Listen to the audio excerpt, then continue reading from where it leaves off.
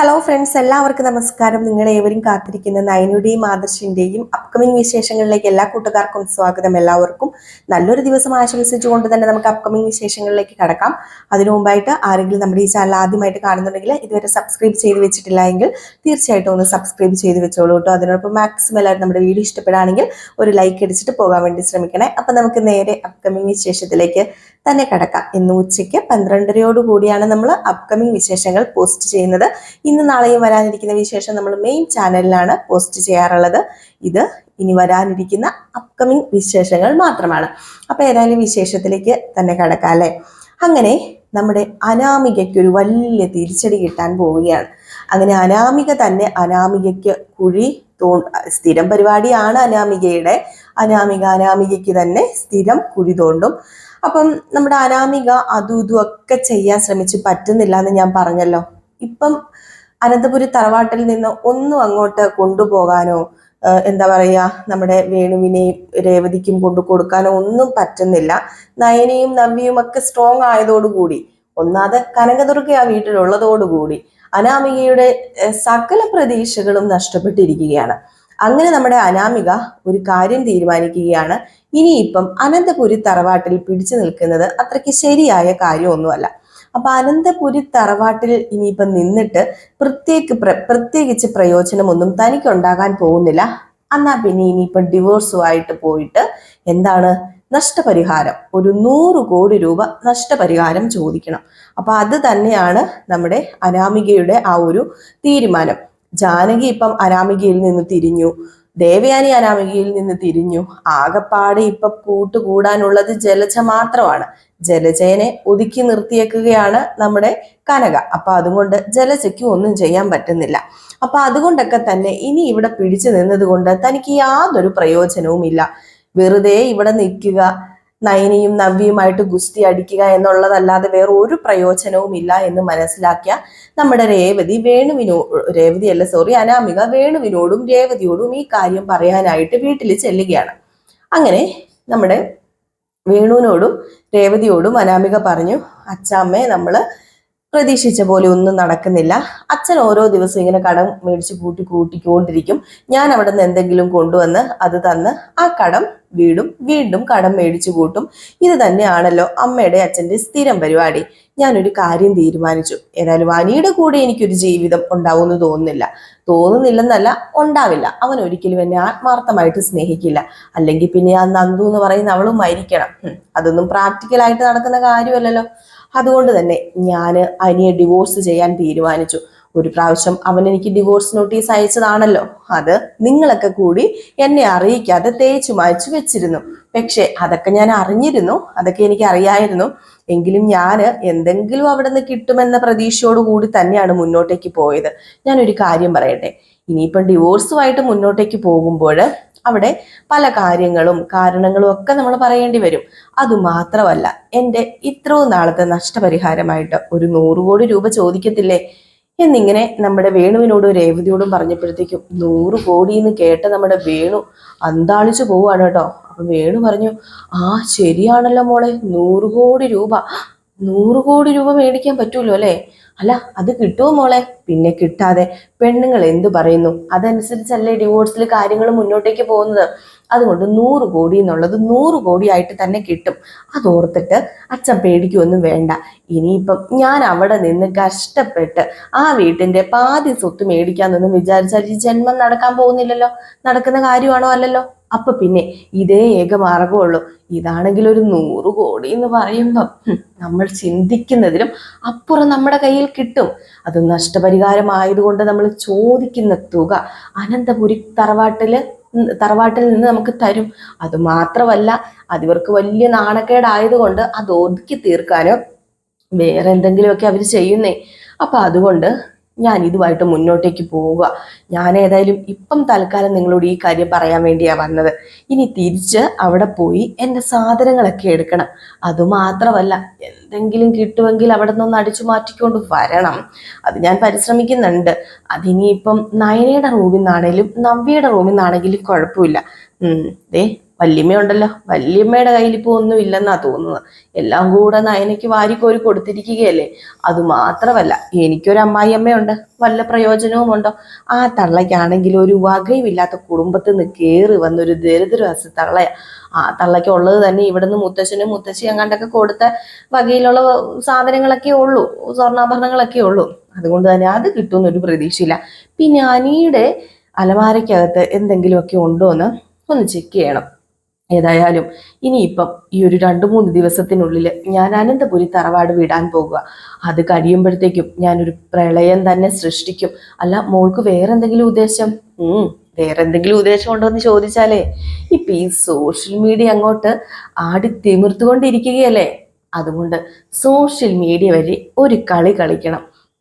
ആ കളി കളിച്ചു കഴിഞ്ഞാല് അനന്തപുരിക്കാര് നാണം കേടും, വിളറി വെളുക്കും. സമൂഹത്തിന് മുമ്പിൽ നിലയും വിലയുമുള്ള അവർ വിളറി വെളുക്കുമ്പോൾ ലാസ്റ്റ് എൻ്റെ കാല് പിടിക്കേണ്ട ഒരു അവസ്ഥ ഉണ്ടാകും. അല്ല, മോൾ എന്തൊക്കെയാ ഈ പറയുന്നത്, എനിക്കൊന്നും മനസ്സിലാവുന്നില്ല എന്ന് രേവതി ചോദിക്കണം. അപ്പൊ രേവതി പറയും, എനിക്ക് പേടിയാവുക മോളെ, മോളുടെ ജീവിതം വെച്ചാ മോള് കളിക്കുന്നത്. മോക്ക് ഇനി ഒരു ലൈഫ് കിട്ടുമോ? എനിക്കാണോ ലൈഫ് കിട്ടാത്തത്?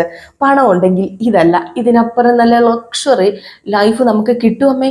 അതുപോലെ എന്നെ സ്നേഹിക്കുന്ന, എന്നെ മാത്രം സ്നേഹിക്കുന്ന ഒരുത്തൻ്റെ കൂടെ എനിക്ക് ജീവിക്കണം. അല്ലാതെ ഇവന്റെ കൂടെ ജീവിച്ചിട്ട് എൻ്റെ ജീവിതം ഞാൻ തുറച്ചു കളയണം എന്തിനാ എന്നൊക്കെ പറഞ്ഞുകൊണ്ട് നമ്മുടെ അനാമിക ഇതൊക്കെ പ്ലാൻ ചെയ്തിട്ട് നേരെ അനന്തപുരി തറവാട്ടിലേക്ക് ചെല്ലുകയാണ്. അങ്ങനെ അനന്തപുരി തറവാട്ടിലേക്ക് ചെല്ലുന്ന നമ്മുടെ അനാമിക അവിടെ സത്യം പറഞ്ഞിട്ടുണ്ടെങ്കിൽ എടുത്ത് അനന്തപുരി തറവാട് തല തിരിച്ചു വെക്കുവാനുള്ള കാര്യങ്ങളൊക്കെ ചെയ്തു കൂട്ടുന്നുണ്ട്. കുറച്ച് ദിവസം കൂടിയേ തനിക്കിവിടെ ഇനി നിൽക്കാന് പറ്റത്തുള്ളൂ, എന്നാ പിന്നെ എല്ലാവരെയും ഭരിച്ചിട്ട് തന്നെ പോയേക്കാമെന്നും പറഞ്ഞ് ആദ്യം നമ്മുടെ അനിയെ ഭരിക്കാനാണ് ചെല്ലുന്നത്. അങ്ങനെ അനിക്കൊരു തുള്ളി സമാധാനം കൊടുക്കാതെ അനിയെ ഓരോന്ന് പറഞ്ഞ് ഇളക്കുകയാണ്. അങ്ങനെ നിവർത്തികെട്ട് നമ്മുടെ അനാമികയ്ക്ക് ഒരു അടി കൊടുക്കുന്നുണ്ട്. അത് ചോദിച്ചേരുന്ന് തന്നെയാണ് അനാമിക മേടിക്കുന്നത്. സത്യത്തിൽ ആ അടി തനിക്ക് കിട്ടണം എന്ന ഒരു ചെറിയൊരു കളി നമ്മുടെ അനാമിക കളിക്കുകയാണ്. 5 വിരല് മുഖത്ത് പതിയണം. അങ്ങനെ പതിഞ്ഞാൽ മാത്രമേ താൻ വിചാരിക്കുന്ന കാര്യങ്ങളൊക്കെ നടക്കുകയുള്ളൂ.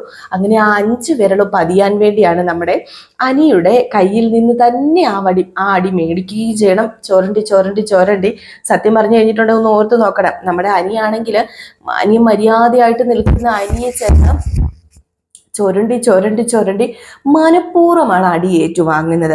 അത് ഒരു അടി കിട്ടിക്കഴിയുമ്പോൾ ഒരു ഒറ്റ ചിരിയൊക്കെ ചിരിക്കുന്നുണ്ട്, ഈ ഭ്രാന്തികൾ ചിരിക്കുന്നത് പോലെ. പക്ഷെ നമ്മുടെ അനാമികയുടെ ഉദ്ദേശം എന്ന് പറഞ്ഞാൽ നമ്മൾ ഉദ്ദേശിക്കുന്നത് പോലെയൊന്നുമല്ല. ഓവർ കോൺഫിഡൻസ് ഒക്കെ ആയിട്ട് എന്തോ ഒരു ഭ്രാന്തിയെ പോലെ പെരുമാറുകയാണ്. അപ്പോഴേക്കും നമ്മുടെ അനിയാണെങ്കിൽ ചെന്ന് ജാനകിയോടും ദേവയാനിയോടും ഒക്കെ പറയുകയാണ്, ഇതെന്താ ഇവക്ക് പറ്റിയതെന്ന് എനിക്കറിയില്ല, അവക്കിട്ട് ഞാൻ ഒരെണ്ണം ഞാൻ കൊടുക്കുകയും ചെയ്തു. ഈ വക കാര്യങ്ങൾ കേട്ടപ്പോൾ തന്നെ നമ്മുടെ ദേവയാനി പറയുന്നുണ്ട്, ഞാനൊരു കാര്യം പറഞ്ഞേക്കാം അനി, ദേഹത്ത് കൈവച്ചുള്ള കളികളൊന്നും വേണ്ട. ഞാനൊരു കാര്യം പറഞ്ഞേക്കാം, ഈ കാലഘട്ടത്തില് സ്ത്രീകളെ തൊടുന്നത് അത്രയ്ക്ക് നല്ല കാര്യമൊന്നും അല്ല.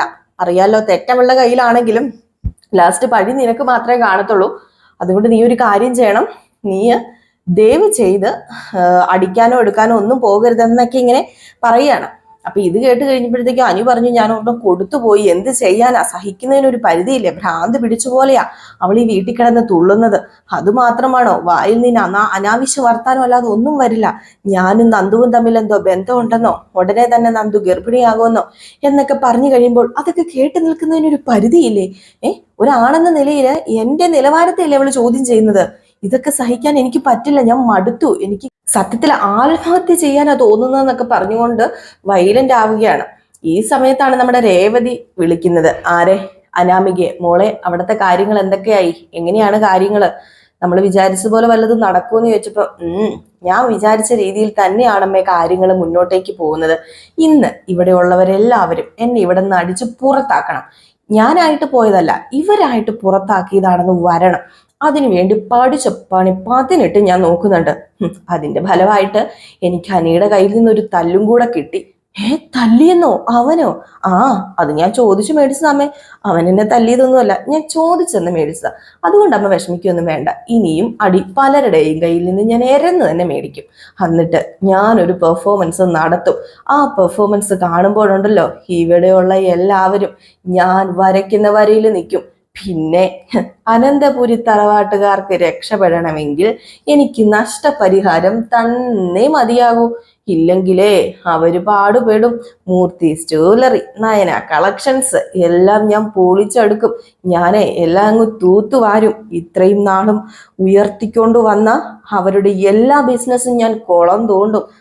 ഈ പെണ്ണ് ഒരുമ്പെട്ടാൽ എന്താണെന്നൊക്കെ കേട്ടിട്ടില്ലേ? അതുപോലെ ഈ അനാമിക ഒരുമ്പെട്ട് ഇറങ്ങിക്കഴിഞ്ഞാലേ എന്താ നടക്കാൻ പോകുന്നതെന്ന് അച്ഛനും അമ്മയും കണ്ടോ? ഈ അനാമിക വെറുതെ അല്ല ഇങ്ങോട്ടേക്ക് കയറി വന്നത്. പിന്നെ ദേ എൻ്റെ അച്ഛൻ്റെ സ്വഭാവമല്ല എനിക്ക്. ഉള്ളതെല്ലാം ചെയ്തിട്ട് ലാസ്റ്റ് പൊട്ടനെ പോലെ മാറി നിന്ന് അതെല്ലാം ഏറ്റുപറയാന് എനിക്ക് കുറച്ച് കോമൺ സെൻസും ബുദ്ധിയൊക്കെ ഉണ്ട്. അത് വെച്ചാ ഞാൻ ഇനി കളിക്കാൻ പോകുന്നത്. നോക്കിക്കോ നോക്കിക്കോ അമ്മേ, അമ്മയുടെ ഈ മകൾ അനാമിക ആരാണെന്ന് കാണാൻ പോകുന്നതേ ഉള്ളൂ എന്നൊക്കെ പറഞ്ഞുകൊണ്ട് സംസാരിച്ചിട്ട് ഫോൺ വെക്കാണ്. ഏതായാലും നമ്മുടെ അനി ഈ വിവരങ്ങളൊക്കെ ആദർശിനോടും നയനോടും പറയുന്നുണ്ട്. ഇങ്ങനെയാണ് സംഭവങ്ങൾ, അവള് എന്തോ ഭ്രാന്ത് പിടിച്ച പോലെയാണ് ഇവിടെ ഓരോന്ന് കാണിച്ചു കൂട്ടുന്നതെന്നൊക്കെ. അപ്പൊ നയന് പറയുന്നുണ്ട്, എടാ അനി, നീ അവള് വേറൊന്നും ചെയ്യരുത്, ഉപദ്രവിക്കുകയൊന്നും ചെയ്യരുത്. അതൊരിക്കലും നല്ല കാര്യമല്ല. അനാമികയുടെ മനസ്സിലിരിപ്പ് എന്താണെന്നൊന്നും അറിയാൻ പറ്റില്ല. ഇതുപോലെ അവൾ ഇതുവരെ ഇവിടെ പെരുമാറിയിട്ടില്ലല്ലോ. അപ്പൊ എന്തെങ്കിലും അവളുടെ മനസ്സിൽ കാണും എന്ന് നയന പറയുന്നുണ്ട് കേട്ടോ. അപ്പൊ നയനയ്ക്ക് ഏകദേശമൊക്കെ എന്തോ ചെറിയ സംതിങ് റോങ് ആണെന്ന് മനസ്സിലാവുന്നുണ്ട്. നിറവയറുമായിട്ടിരിക്കുന്ന നമ്മുടെ നവ്യക്ക് ഇതിലോട്ട് പങ്കെടുക്കാനൊന്നും പറ്റുന്നുമില്ല. അതുമാത്രമല്ല, നമ്മുടെ കനക അവിടെ ആ ഒരു സ്പോട്ടിലില്ല കേട്ടോ. കനക ഉണ്ടായിരുന്നെങ്കിൽ നമ്മുടെ അനാമികയെന്ന് സത്യം പറഞ്ഞ ഒതുക്കിയനെ എങ്ങനെയെങ്കിലും. കനകയുടെ കീഴിൽ ഒതുങ്ങാത്ത പെണ്ണുങ്ങളില്ല. കാരണം അവിടുത്തെ ജലജനം അത് ഒതുക്കി നിർത്തിയിരിക്കുകയാണല്ലോ. അപ്പം കനകയാണെങ്കിൽ നമ്മുടെ നയനയ്ക്ക് എന്തോ ആവശ്യങ്ങൾ, നയനയ്ക്കല്ല, നവ്യക്ക് എന്തോ ആവശ്യങ്ങളൊക്കെ ആയിട്ട് പുറത്തു പോയിരിക്കുകയാണ്. ഏതായാലും നമ്മുടെ അനാമികയുടെ മനസ്സിലിരിപ്പ് വേറൊന്നുമല്ല, കുറച്ച് പ്രശ്നങ്ങളൊക്കെ ഉണ്ടാക്കി ഒരു ലൈവ് അങ്ങോട്ട് വിടുക.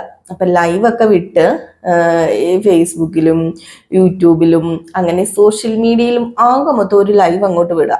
ഈ ഗാർഹിക പീഡനം, ഭർത്താവ് ഭാര്യനെ പീഡിപ്പിച്ചു, അമ്മായിയമ്മ ഭാര്യനെ പീഡിപ്പിച്ചു എന്നൊക്കെ പറഞ്ഞു കഴിഞ്ഞിട്ടുണ്ടെങ്കിൽ ലൈവ് അങ്ങോട്ട് കത്തിക്കേറില്ലേ. അങ്ങനെ കത്തിക്കേറിയ ലൈവും കൊണ്ട് നമ്മുടെ അനന്തപുരി തറവാട്ടുകാരെ നക്ഷത്രക്കാലം എണ്ണിക്കുക. അപ്പൊ ഇതിന്റെ ബാക്കി കഥയുമായിട്ട് ഞാൻ നാളെ വരാട്ടോ. അനാമികയുടെ പ്ലാൻ എങ്ങനെ മുന്നോട്ടേക്ക് പോകും, ഇതെങ്കിലും സക്സസ് ആകുമോ എന്നൊക്കെ കാത്തിരുന്ന് തന്നെ കാണാം. അപ്പൊ എല്ലാവരും കാത്തിരിക്കുക. എൻ്റെ മുഖത്തിന് വലിയൊരു വ്യത്യാസം വന്നിട്ടുണ്ടല്ലേ, ചിന്നുവിന് ഇത്രയും പെട്ടെന്ന് വണ്ണം വെച്ചോ എന്നൊക്കെ എല്ലാവരും ചിന്തിക്കുന്നുണ്ടല്ലേ. നമ്മുടെ ഈ ഒരു സൈഡിൽ നീരിറങ്ങി ഇറങ്ങി ഇറങ്ങി ഇപ്പൊ ഇങ്ങോട്ടേക്ക് വന്നിട്ടുണ്ട്. നീരിപ്പോ ഇത്രയും ആയിട്ടുണ്ട്. ചിലപ്പോൾ ഇത് പോകാനായിരിക്കും അല്ലെ നീരിങ്ങനെ ഇറങ്ങി വരുന്നത്. അപ്പൊ എല്ലാവരും ഒന്ന് കമന്റ് ചെയ്യണേ, ഒന്ന് അറിയാവുന്നവർ പറയണേ. ഇവിടെ മാത്രമായിരുന്നു നീര്, അത് ഇങ്ങോട്ട് വ്യാപിച്ചു. ചിലപ്പോൾ അത് ഫുള്ളങ്ങ് പോകുന്നതായിരിക്കും അല്ലേ. എന്നാലുമേ ചെറിയൊരു പേടിയാണേ. ഇനി ഈ നീര് പോകാതെ ഇങ്ങനെ ഇരുന്ന കണ്ടില്ലേ, ഒരു ഡബിൾ ചിന്നൊക്കെ വന്ന് ഞാനൊരു ബുംബ്ലൂസ് ആയിട്ടിരിക്കുന്നത്. സത്യമല്ലേ, ഇത് കണ്ടോ? സത്യം പറഞ്ഞാൽ ചിരി വരും എനിക്ക് എന്നെ തന്നെ കാണുമ്പോൾ. നമുക്ക് അടുത്ത വീഡിയോസുമായിട്ട് ഞാൻ വരാട്ടോ. അതുവരെ എല്ലാവർക്കും ടാറ്റാ, ബൈ ബൈ.